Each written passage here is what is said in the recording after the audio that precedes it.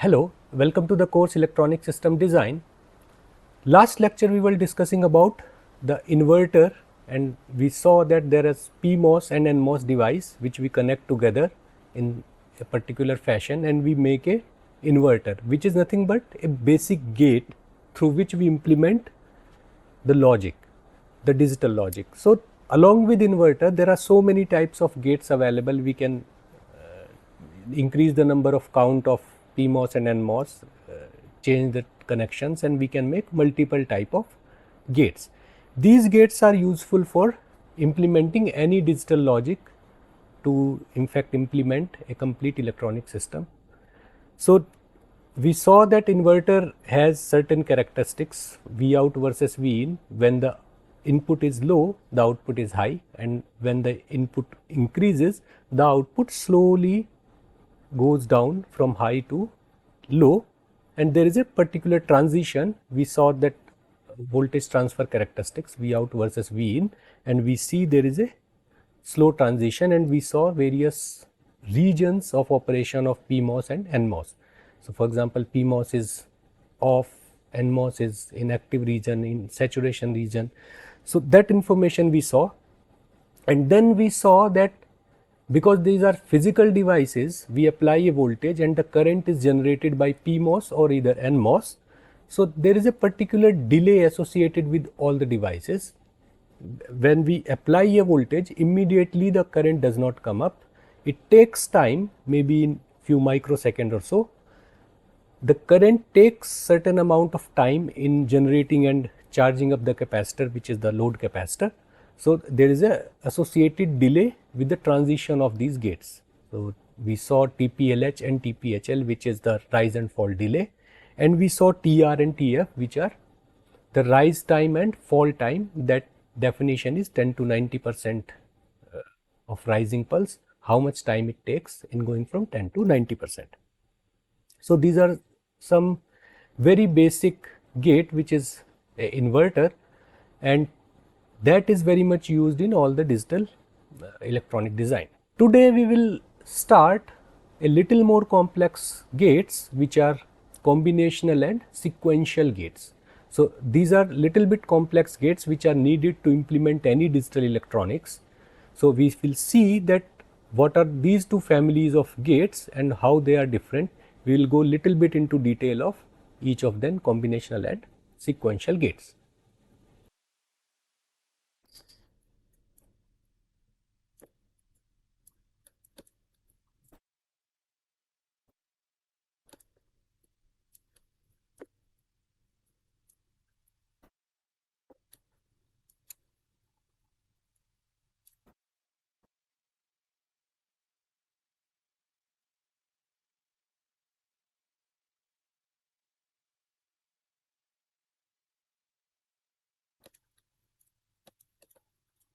So we have two types of logic. First is combinational and second is the sequential.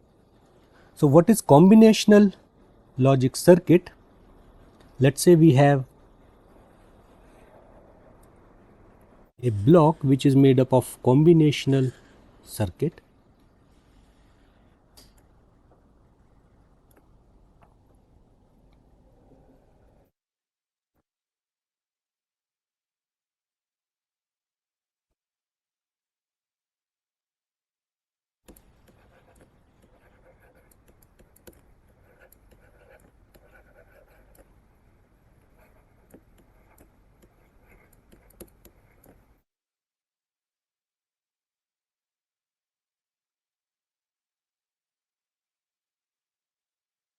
So in combinational circuit, we have certain inputs. For example, these are the input which are going to combinational circuits.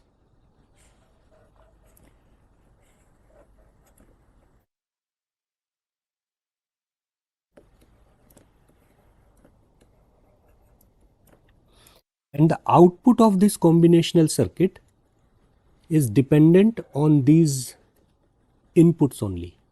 So this is the output which is coming out of this block.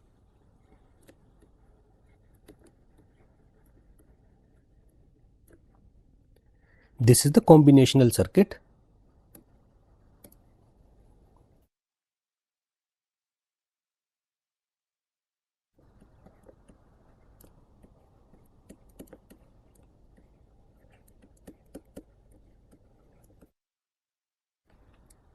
And as we saw, the output of this combinational logic circuit depends only on the current state of inputs. For example, input is 0 1 0 0. So based on that, we have certain output that is fixed in nature, depends only on the input pattern. So the output of this class of logic is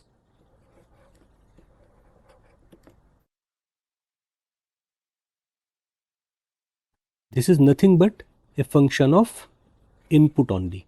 So this is a function of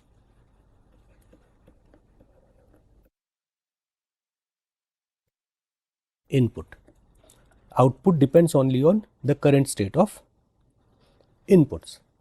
In the other logic, which is sequential logic circuits,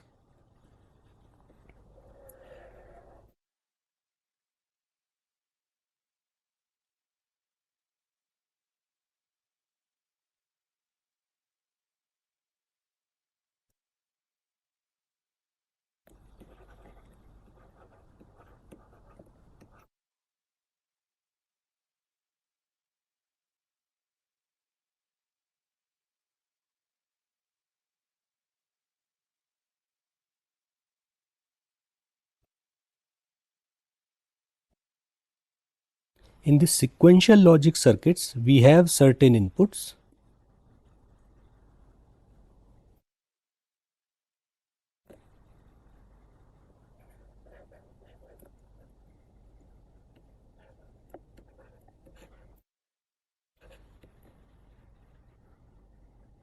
and we have certain outputs.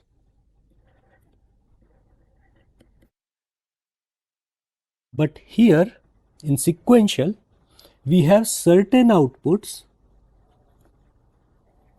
which are actually fed back to the input of this circuit itself. So for example, we have a separate electronics. Let's say this is a feedback circuit.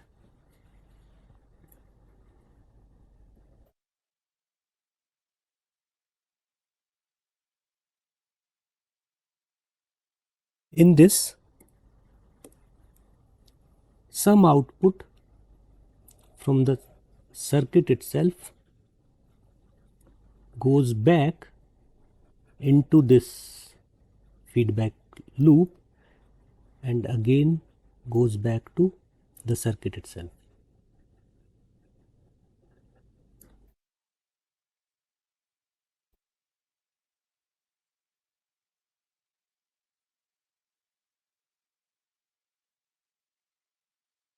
This is the sequential logic.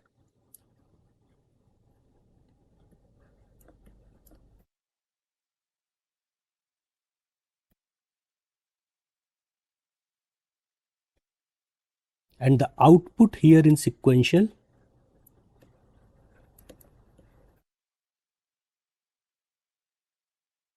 is a function of input, the present state of inputs,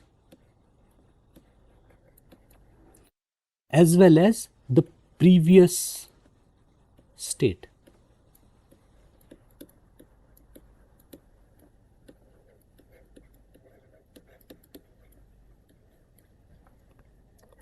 So here if we see, we have two types of logic circuits. One is combinational, where the circuit is made up of certain gates and the output of this circuit depends only on the present input. If the input is changing, immediately the output will be changing after a certain delay, of course. And this output is well defined for a pattern of input. If the pattern is, let's say, 0 1 0 0, according to that there will be a output which is fixed. Every time we will get the same output. This pattern comes at the input of this combinational logic circuit. The other type of circuit is sequential logic circuit, where the main block is made up of combinational circuit, sort of they are similar. However, the output, certain output lines goes back to the input of this circuit through certain state or some intermediate circuits.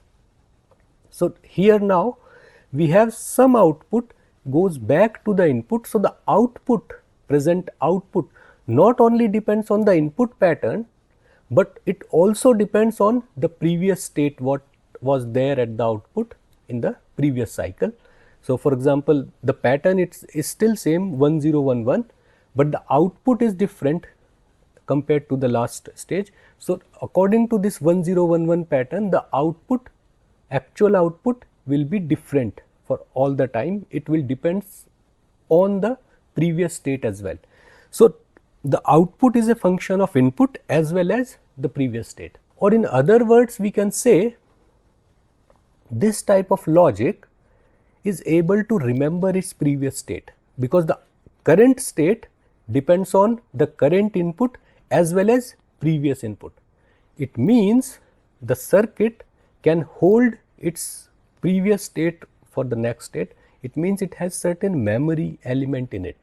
So, the output which was the previous state output is still available to the circuit, and the current state depends on the previous state as well. So, in sequential logic circuits we have little bit of memory available in the circuits. However, in the combinational circuit the memory is not there, output depends only on the previous state.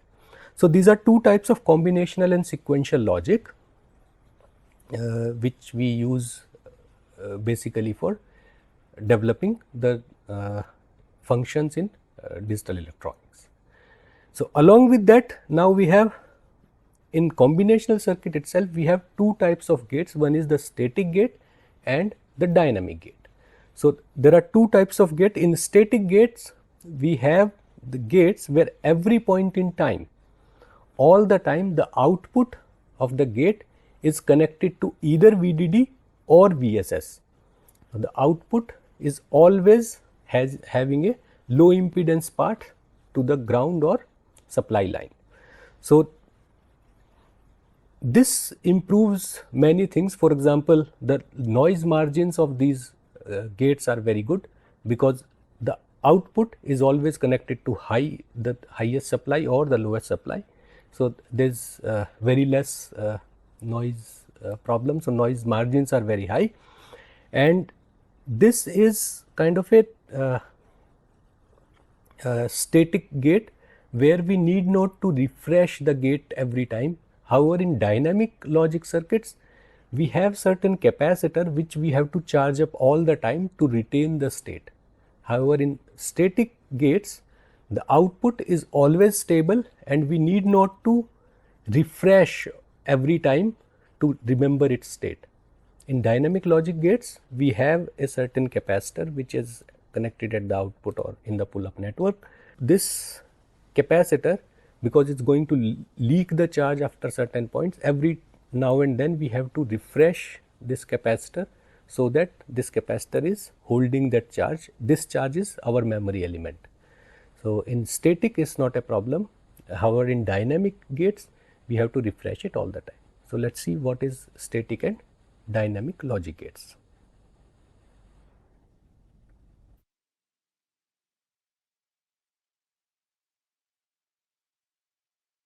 So, we have two types of gates, static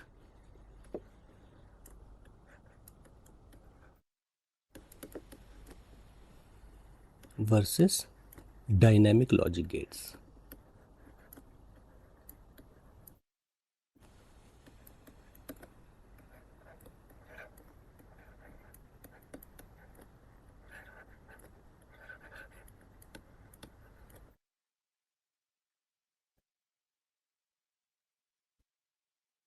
So, in static logic gates,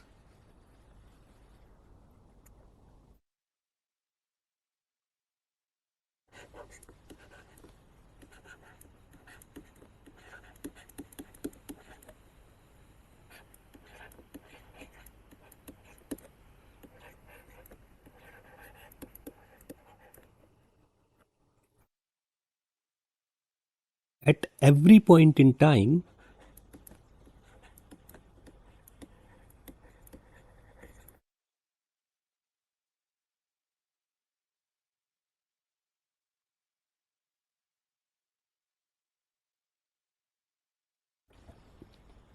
of course, except during the switching transients,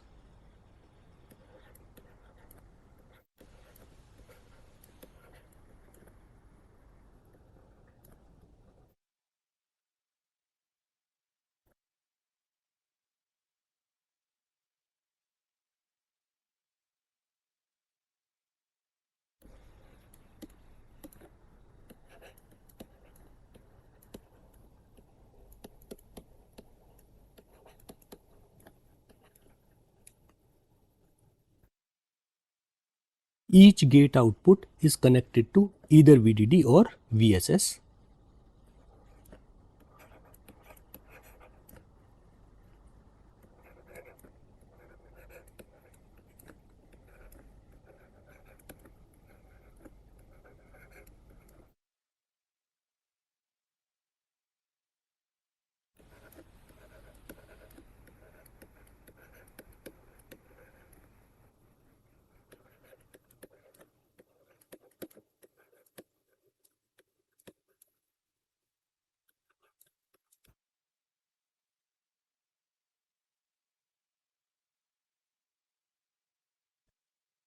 Through a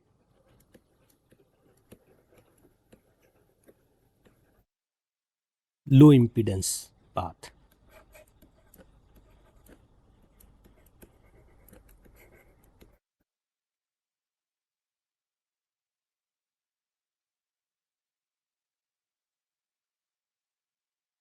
So this is first point. Second point is the output of gates assume at all the times the value of Boolean function. It means the output will be either 0 or 1 in steady state.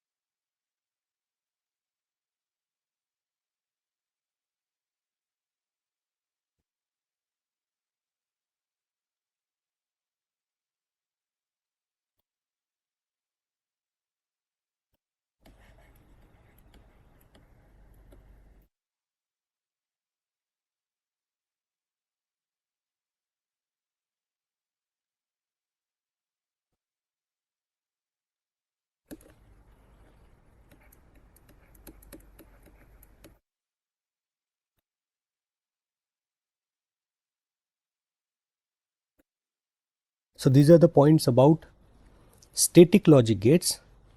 For dynamic logic gates,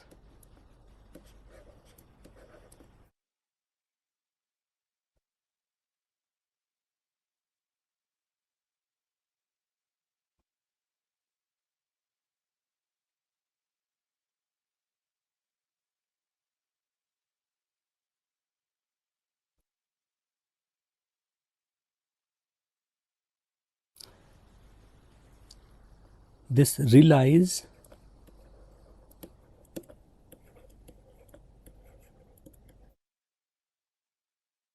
on temporary storage of signal value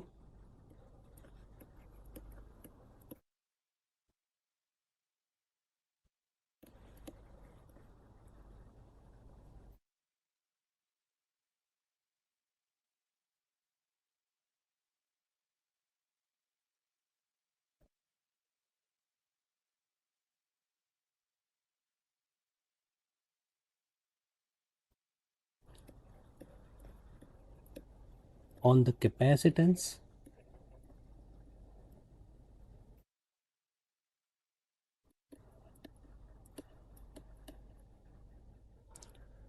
of high impedance circuit nodes.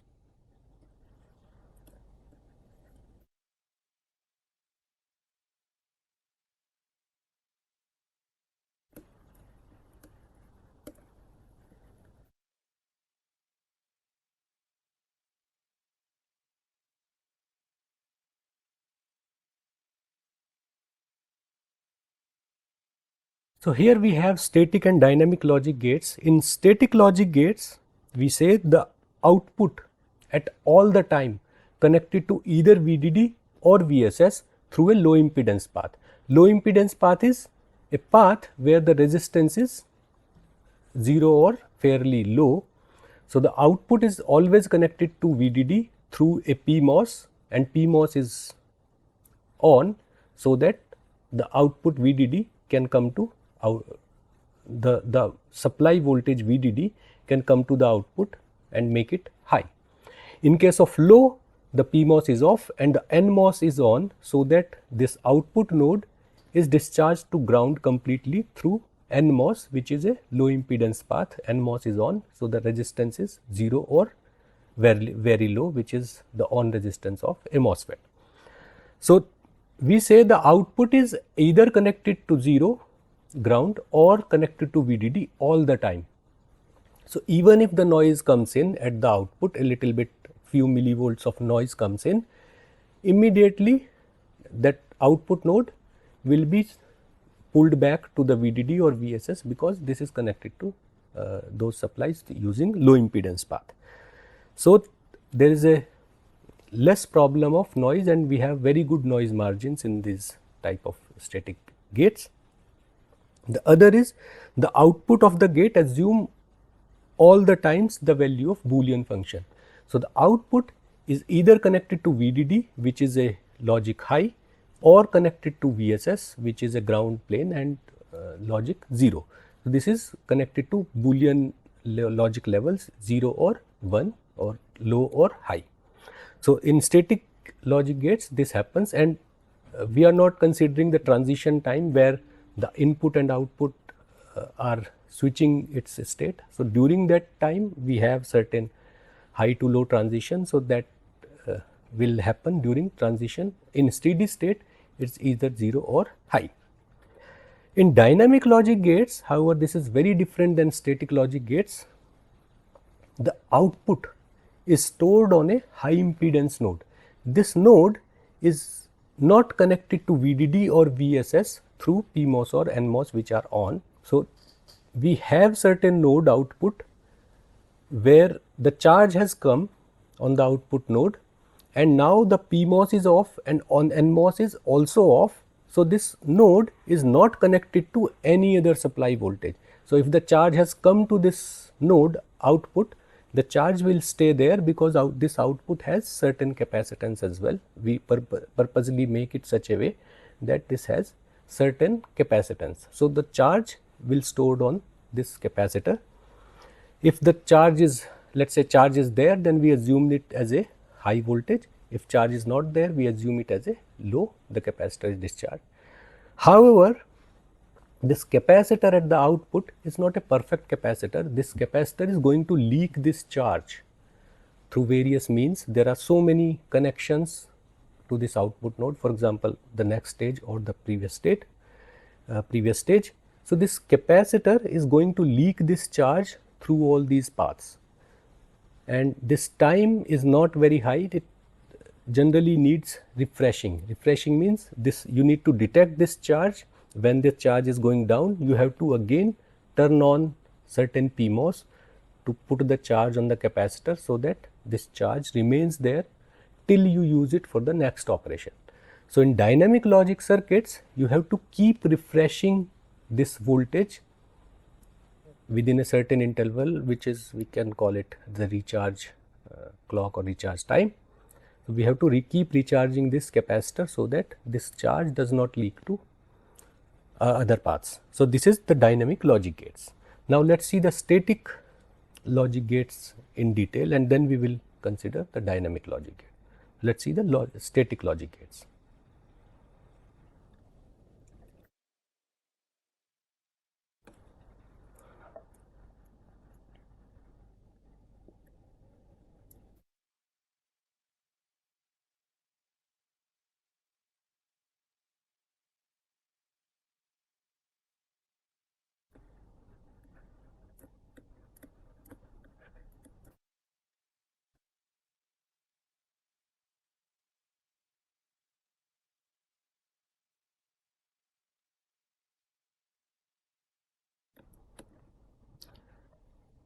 In static complementary CMOS logic, let's draw one basic gate. So, for example, we have a VDD line which is the high level. Then we have a network of PMOS gates, the PMOS devices,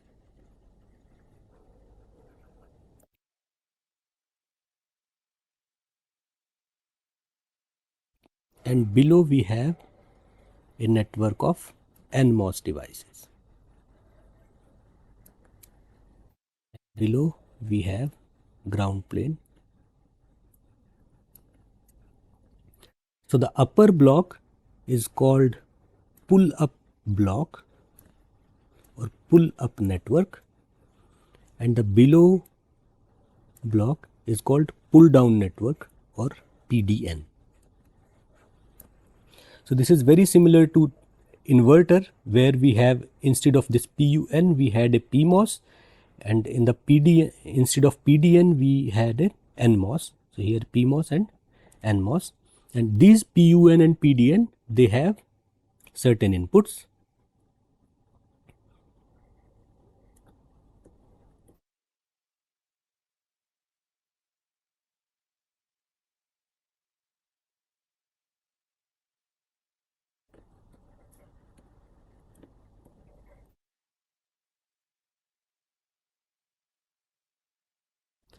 These inputs are, let's say, IN1, IN2, IN3 and IN, let's say, N. The same set of inputs will be going to PDN network.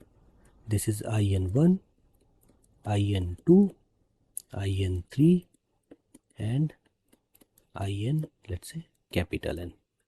So these are the set of inputs. Based on this set of input, the output is defined from the middle point of this PUN and PDN network. This is a function of only input pattern IN1, IN2, IN3 and INN. So the output is a function of all of these inputs, and based on the connection of PUN and PDN, that function is applied on the input pattern. This PUN is PMOS only,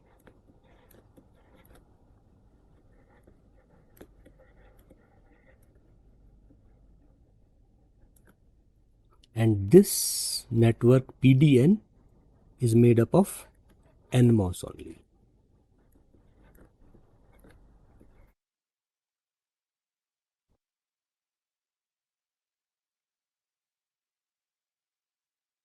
These PUN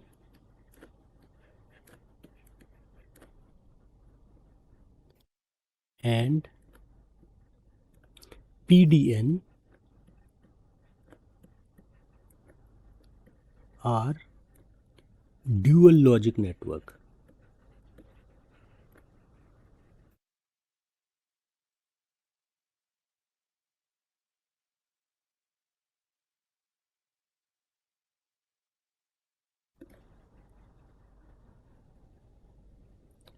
So what is a dual logic network?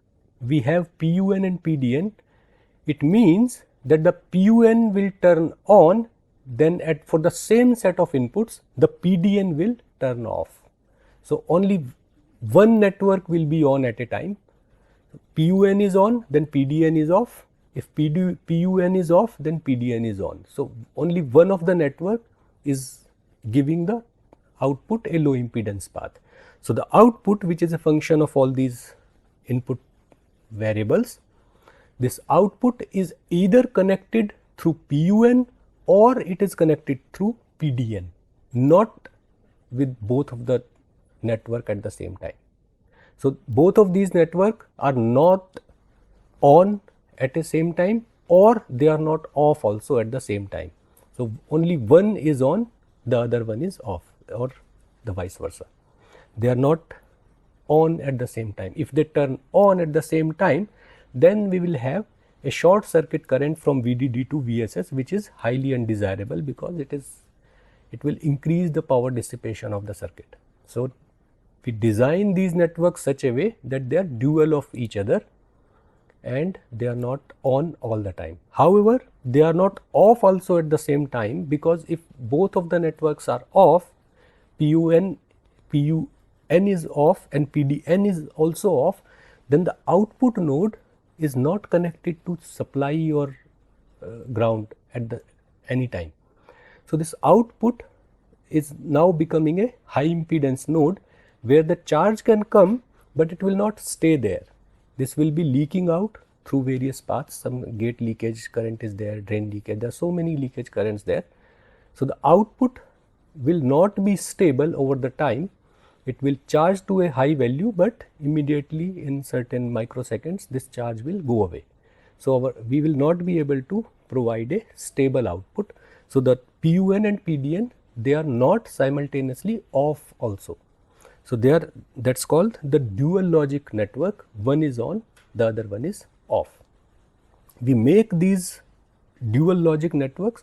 There is certain theorem called De Morgan's theorem, which is very much used in designing all these dual logic network. Let's see what is De Morgan theorem is.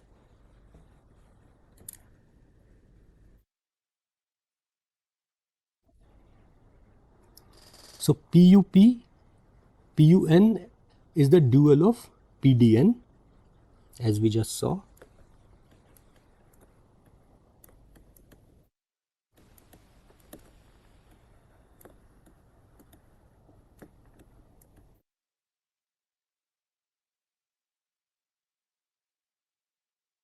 And this can be shown using De Morgan's theorem.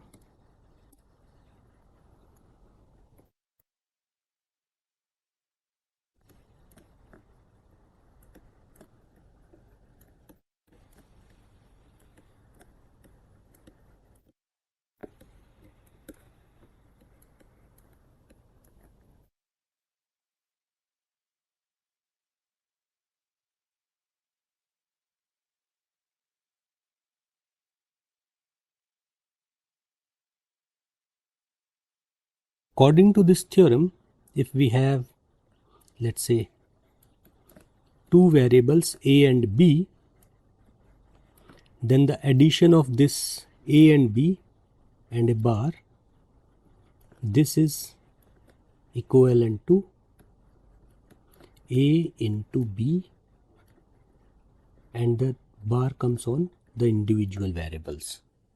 So, this is what the De Morgan theorem states, and this is on the reverse side also this is true. If we have, let us say, A and B bar, A dot B bar we call it, then this is A bar plus B bar. So, here we see this is the De Morgan theorem, which says that if we have two variables A and B, then A plus B bar or whole bar is equal to A bar into B bar. This bar actually, if we change the sign in between A and B, here we have a plus sign here. If we change this sign from plus to dot, then the bar on the top, it breaks into individual variables. So, A plus B bar becomes A into B, we change plus to dot, A into B, then this whole bar breaks on individual variables, A bar into B bar. So, A and B individual have the bar on top. Bar means the negation. If A is 0, then A bar is 1. It is just the logic invert. So, this is what the De Morgan theorem says, and this is valid for the dot product as well. A dot B bar is equal to A bar plus B bar. Here A dot B, this dot we are replacing with plus. So, A dot B becomes A plus B, then this bar on the whole A dot B, it breaks into A and B, A bar plus B bar. So, this is what the De Morgan theorem says, and we use this very extensively in designing these dual networks PUN and PDN. Let's see now little bit more complex gate compared to the inverter. Inverter, we have only one PMOS on the top and one NMOS as a PDN network. Now we will see we can make PUN network using more than one PMOS and PDN using more than one NMOS. Let's see that kind of gates.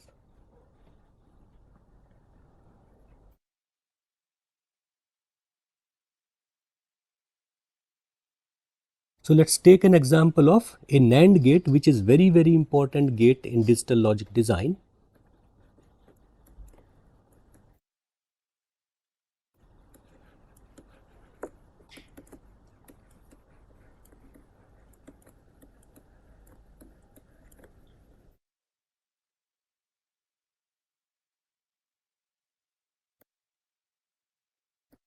So let's draw the NAND gate, how it look like. We have a supply which is VDD. Then we have two PMOS gates.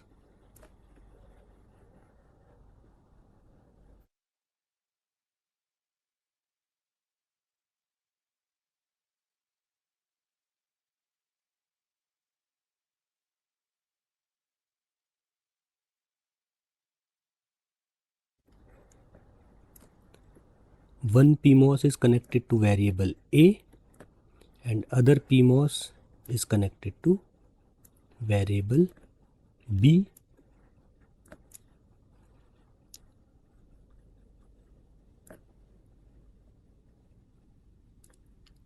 This is our PUN network or pull-up network.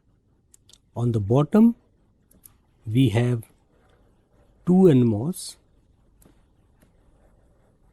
connected in series.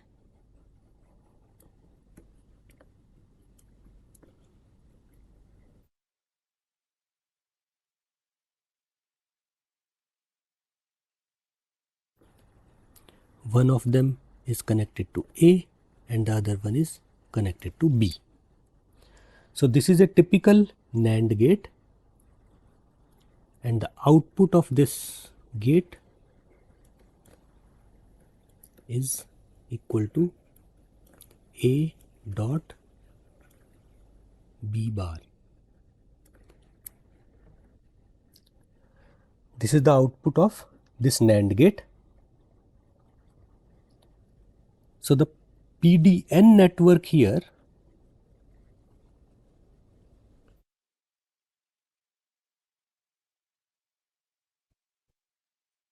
or pull down network, let's call it, let's say G, this is equal to A into B.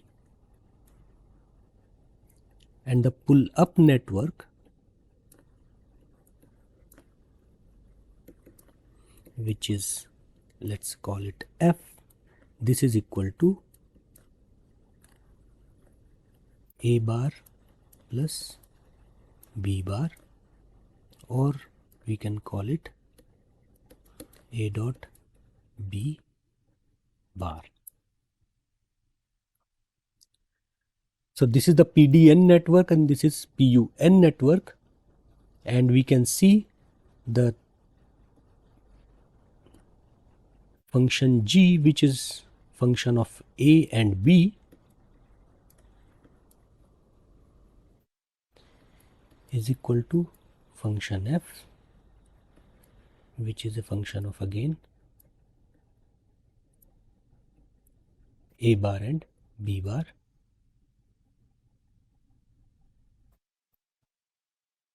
So function G bar is equal to function F, which is on the depends on the individual A and B bars. So this is how we design the PUN and PDN, and if we see the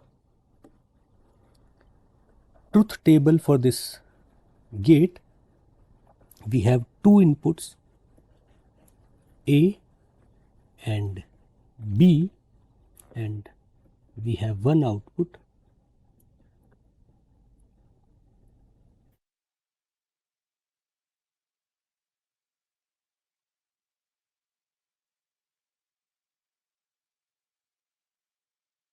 let's say we have all the possible combinations of A and B, which is, let's say, 0 0, 0 1, 1 0 and 1 1. These 0 and 1 are logic level. 0 means the ground or 1 is the high or the VDD. So if we have A as 0 and B is also 0, it means the pull down network where this NMOS turns on when applied high at the gate, this A is 0, B is also 0. So this path does not exist, or this is cut off from output to ground. So output will not be discharged. Now see the pull up network, this PMOS will turn on when applied 0. So this PMOS will be on, and this PMOS, let's call it P1 and P2, these are N1 and N2. So when we apply A0, then P1 will be on and B is 0 means P2 will be on. So this output node will be drawing a current through both of these PMOS and will be pulled up to VDD value. It means the output will be risen to VDD voltage, which is logic high. So the output node for A0, B0 output will be 1. Let's see the other case where A is 0 and B is 1. So if we see the pull down network, A is 0, it means this N1 is off. So there is no current can flow from out to ground because the N1 itself is off. So it does not matter whether N2 is on or off. This will not draw any current. So output will not be having path through pull down network. For pull up network, A is 0 means P1 is on, but the P2 is off. We are applying 1 at the PMOS, so this PMOS will be off. So P2 will be off, but P1 will be on. So this output node will be charged to VDD through a single PMOS transistor, which is P1. Unlike the previous state where A and B both were on, P1 and P2 both were on, and output was having very high current to pull up this node to VDD. In this case, A0, B is 1, only one PMOS is pulling up this output node. So the timing will be different, however, but the output will be risen to VDD. So the logic level itself will be 1 only. We are not talking about the transient cases here, we are just seeing the steady state value, which is 0 or 1. So the output will be 1. In the third case, when A is 1, B is 0, let's see the pull down network. A is 0, it means N1 will be on, but the B is 0. So N2 will be off. So N2 will be off, so there will be no current from output to ground because the N2 is off. It does not matter N1 is on or off. N2 will not flow any current, so output will not be pulled down to 0. So this is about pull down network. For pull up network, A is 1, it means the P1 is off, B is 0, P2 will be on. So P2 is on, it means the output node will be pulled up to VDD through P2 transistor, P2 PMOS transistor. So the output will be risen to logic high level. This is the third case. Let's see the fourth case where the A is 1 and B is 1. So now see the pull down network, N1 will be on because A is 1. So NMOS turns on when we apply high at the gate. N1 is on and N2 is also on because B is also 1. It means this N1 and N2 both are on. It means the output has a low impedance path to the ground. So, this output will be tried to pull down to ground. Now, let us see the pull up path. If pull up path is not doing anything, then immediately this output will be pulled down to ground. For pull up network, P1 is off because A is 1, P2 is also off because B is also 1. So, P1, P2 both are off. It means the pull up network is not doing anything, it is high impedance. So, we can ignore pull up network, only pull down network is active, which is trying to bring down output to ground or logic low.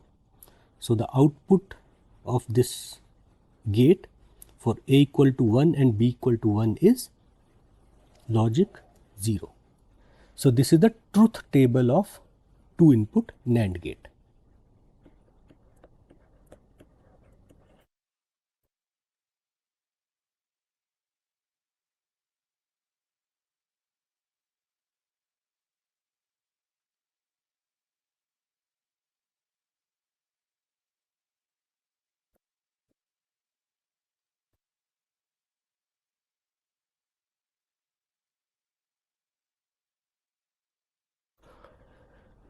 So, this is the truth table which we say these are the static values of output for various input stages.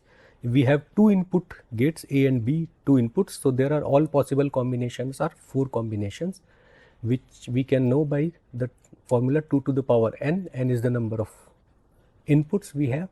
So, for 2 inputs the total different vectors are 2 to the power 2, which is 4.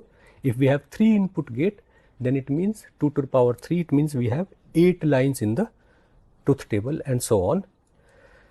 So, this is a static CMOS gates. However, now if we see this gate very carefully, this output node is either ground, which is logic 0, either ground or VDD, which is logic high. So, that in electrical terms, if we say not in the logical form, then output is either ground or VDD. It means it has a very high noise margins, that logic reaches to the fullest level available in the system. The second is, this is kind of a ratio less design. What a ratio less design is, the output value is either ground or VDD. It does not depend on the individual resistances of PMOS and NMOS. So, however, there is a difference. When we are saying that this is a ratio-less design, we are talking about the steady state value. The output in the steady state depends only what are input pattern, either it is 0 or it is completely VDD. However, in the ratioed design, this output also depends on how much is the resistance of PMOS and NMOS. In this, we have a ratio-less design. It does not matter what the resistance is of PMOS or NMOS, the output will reach to the high or low in steady state. However, in transient, when we are changing the input, how the output is pulled up to high or how the output is pulled down to low, that transition depends on the ratio or the sizes of PMOS and NMOS. So, that is in the transient case. However, we are looking at the steady state value, that time this logic level is ratio less, it does not depend on PMOS and NMOS resistances individually. Output is always connected to high or low. Next, we see all the inputs coming in, A or B, or if we have more than 2 input gates, all A, B, C values, all these input values, they always come to the gate of transistors. For example, here in NMOS, A and B come to the gate of NMOS, A and B also come to the gate of PMOS. What it brings us? This brings us a very high input resistance of this gate. The gate of a MOSFET does not draw any current, it is kind of a very perfect insulator insulating material, silicon oxide is there. So, the input, the gate of these transistors does not draw any current. It means whatever inputs we are putting in, A, B or C, these inputs, this gate is not going to draw any current. If it does not draw any current, it does not load the previous device where these inputs are coming, A, B and C. So, the previous device now can be connected to multiple gates, because it need not to provide any sufficient current to drive the circuit. It only has to provide a certain voltage, which is the current requirement is very less. So, we have a very high input impedance of these gates. So, we can have multiple gates connected together to the same previous stage. That is a beauty of high impedance gates. Next, one more thing, if we saw carefully, these pull up networks and pull down networks, they are never on at the same time. Only one of them is on or one of them is off. They are not off also at the same time. So, if they are not on at the same time, there is no static current flowing from VDD to ground. So, there is no static power dissipation. Power is dissipated only in charging up the output or discharging the output to ground. So, there is no static power consumption. Only during the transition we have a dynamic power dissipation, which is because of we are charging the output node of the circuit.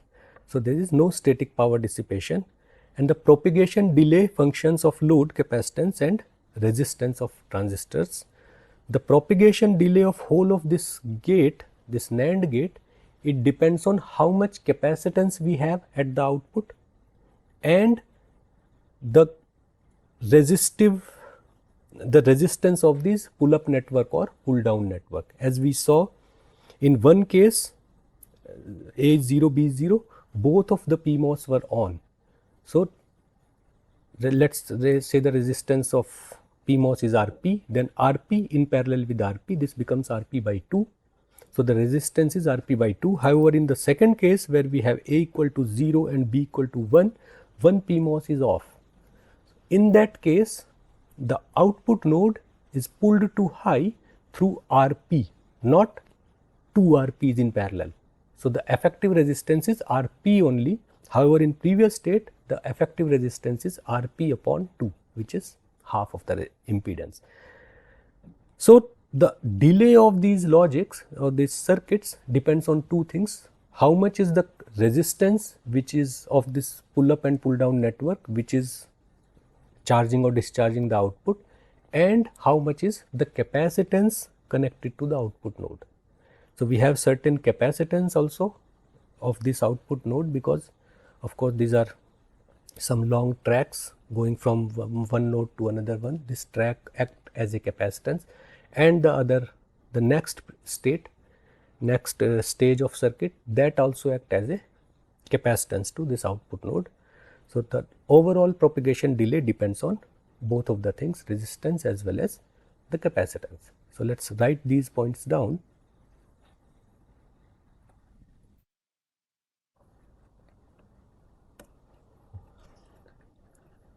In static CMOS properties,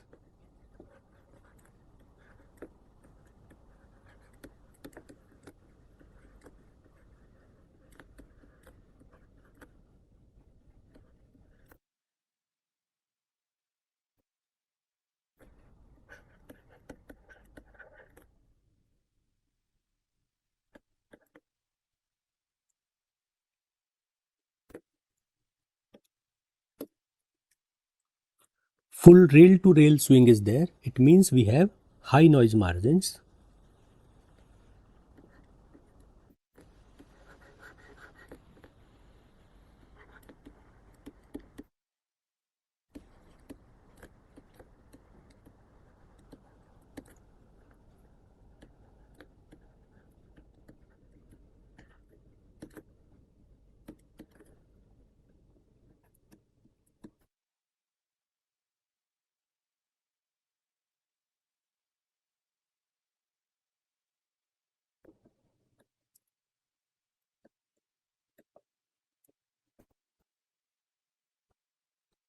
Next, the logic levels does not depend upon the relative device sizes.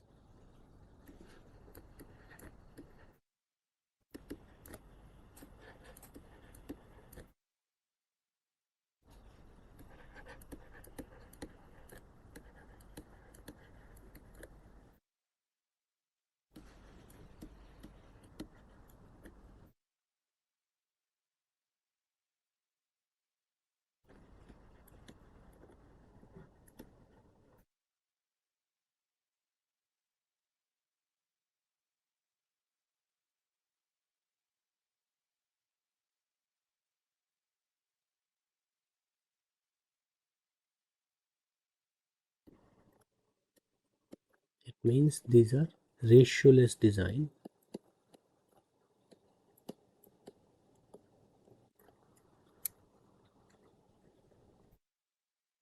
Then there is always a path to VDD or ground in steady state. It means the output impedance is low.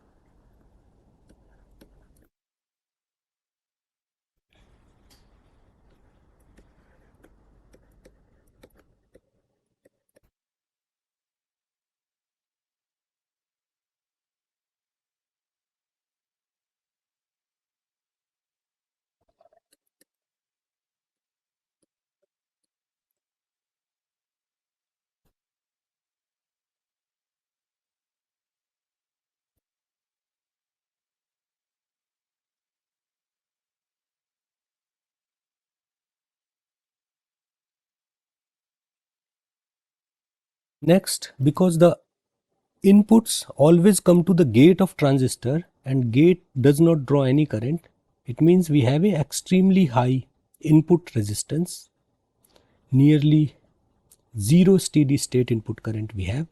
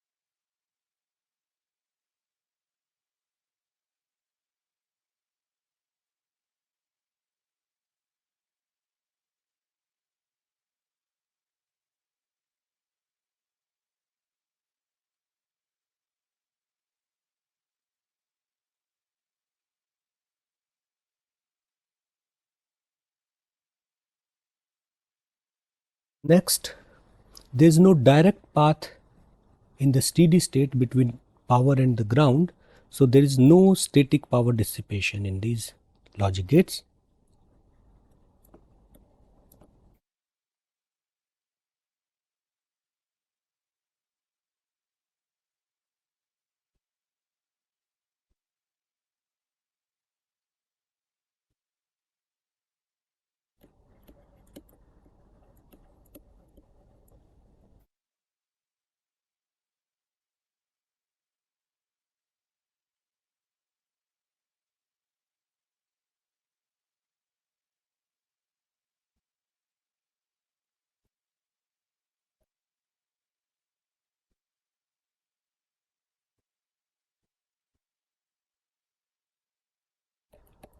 So no static power dissipation.